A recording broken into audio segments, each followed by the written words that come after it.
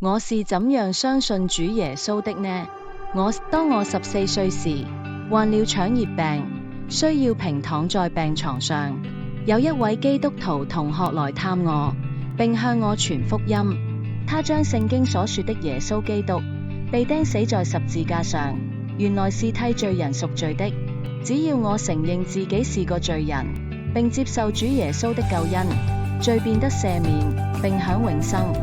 那天晚上，我睡不着，看到牆上掛着的耶穌與門徒在最後的晚餐的畫。我向神承認所有我犯過的罪，求他赦免，並接受耶穌做我的救主。病好後，我便開始跟帶我信主的姐姐去教會，參加中級團、主日學和崇拜。後來，母親及2位弟弟也信了主耶穌，我怎能不感謝神？聖經說，當信主耶穌，你和你一家都必得救。使徒行傳16章31節。